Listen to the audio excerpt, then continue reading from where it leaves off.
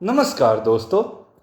LIC का जीवन लक्ष्य टेबल नंबर 933 एक ऐसा शानदार प्लान है जिसमें पार्टी को काफी अच्छा रिटर्न मिलता है। प्रीमियम जमा करने में 3 साल की छूट दी जाती है और किसी अनहोनी की स्थिति में पूरे टर्म तक परिवार को एक गारंटेड रेगुलर इनकम मिलता रहता है। अपनी अनोखी विशेषताओं के कारण सोशल मीडिया में इसे कन्यादान पॉलिसी के रूप में भी जाना जाता है। हालांकि इसे परिवार के किसी भी सदस्य को लक्ष्य करके लिया जा सकता है। इस पॉलिसी को लेने के लिए निर्धारित उम्र 18 वर्ष से 50 वर्ष की है। इसका मतलब 18 से 50 वर्ष तक का कोई भी लेडीज या जेंट्स, मैरिड या अनमैरिड व्यक्ति अपने नाम से इसे ले सकते हैं तथा परिवार के दूसरे किसी सदस्य को नॉमिनी बना सकते हैं। यदि नॉमिनी का उम्र 18 वर्ष से कम हो तो एक ऐसे व्यक्ति को अपॉइंटी नियुक्त करना होता है जिसकी उम्र 18 वर्ष से अधिक हो।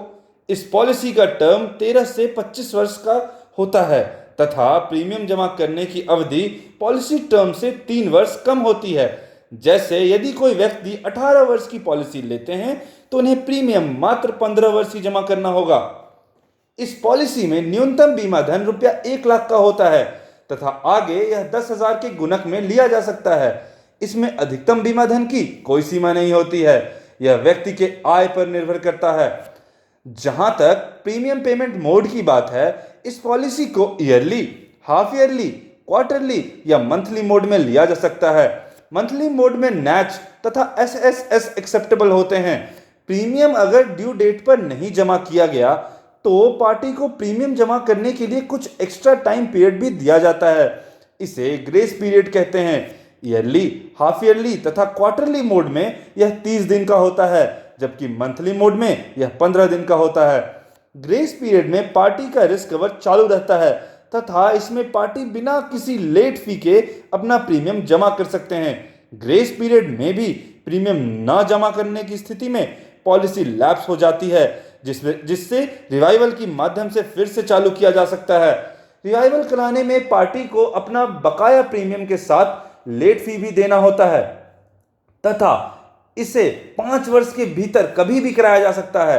रिवाइवल होने के बाद पॉलिसी पूर्ववत चालू हो जाती है। मैच्योरिटी एंड डेथ क्लेम, इस पॉलिसी में मैच्योरिटी पर पार्टी को sum assured plus bonus plus final additional bonus if any का भुगतान किया जाता है तथा अवधि के बीच में कभी भी पार्टी का मृत्यु होने पर नॉमिनी को सम एश्योर्ड का 10% प्रतिवर्ष मिलने लगता है तथा यह परिपक्वता के पहले वाले पॉलिसी वर्षगांठ तक मिलता रहता है।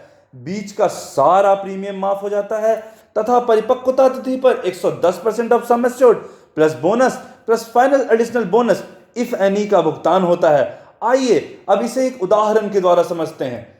मान लीजिए किसी पार्टी का उम्र 20 वर्ष है तथा वह 10 लाख की सम एश्योर्ड का एक पॉलिसी 21 सालों के लिए लेता है, यानी पार्टी का पॉलिसी 21 साल में पूरा हो जाएगा तथा प्रीमियम उसे मात्र 18 साल जमा करना होगा। यहां उसे पहला साल प्रीमियम के रूप में 53,418 रुपए जमा करना है जबकि आने वाले साल में उसे 52,268 रुपए जमा करना होगा। अगर इसे जोड़कर देखा जाए तो 18 वर्ष में पार्टी मात्र 9,41,974 रुपए जमा करता है। अब 21वें साल में पार्टी को मैच्योरिटी के रूप में sum assured plus bonus plus final additional bonus यानी 10 लाख प्लस 9,66,000 प्लस 1 लाख यानी टोटल 20,66,000 का पेमेंट हो जाता है। अब मान लीजिए कि पार्टी की मृत्यु किसी कारणवश चौथे साल में ही सामान्य रूप से हो जाती है तो नॉमिनी को पॉलिसी के आगामी वर्षगांठ से लेकर 20वें साल तक सम एश्योर्ड का 10% यानी 1 लाख प्रतिवर्ष मिलता रहेगा। साथ ही अब बचे हुए पूरे अवधि तक का प्रीमियम माफ हो जाएगा। इतना ही नहीं, 21वें साल में पॉलिसी पूरा होने की तिथि में नॉमिनी को 110% of sum assured plus bonus plus final additional bonus यानी 11 लाख प्लस 9,66,000 प्लस 1 लाख यानी 21,66,000 फिर से मिलेगा। ऐसे तो सामान्यतः सभी पॉलिसी को एक्सीडेंटल बेनिफिट राइडर के साथ लिया जाता है, लेकिन इस पॉलिसी को कुछ एक्स्ट्रा प्रीमियम देकर न्यू एश्योरेंस राइडर के साथ भी लेना चाहिए। उपरोक्त पार्टी यदि टर्म एश्योरेंस राइडर के साथ पॉलिसी लेता है तो उसे प्रथम वर्ष का सालाना प्रीमियम 53,418 की जगह 55,190 हो जाता है तथा 18 वर्ष में उसका कुल जमा 9,73,207 रुपए हो जाता है।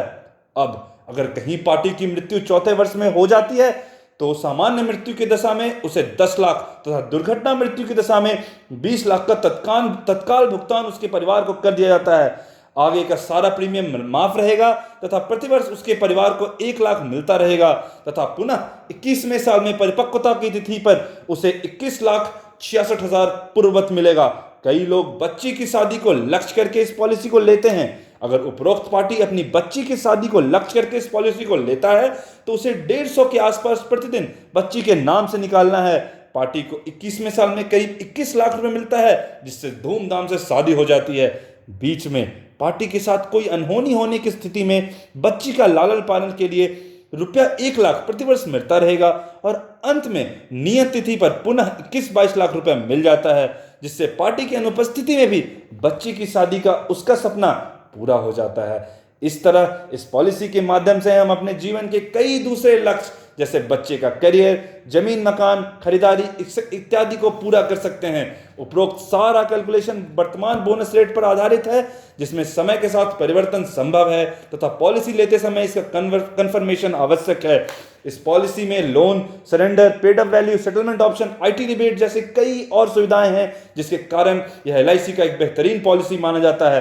अतः हमें भी एलआईसी के किसी मान्यता प्राप्त अभिकर्ता से संपर्क करना चाहिए तथा जीवन में अपने लक्ष्य के अनुसार इसमें निवेश करना चाहिए। धन्यवाद।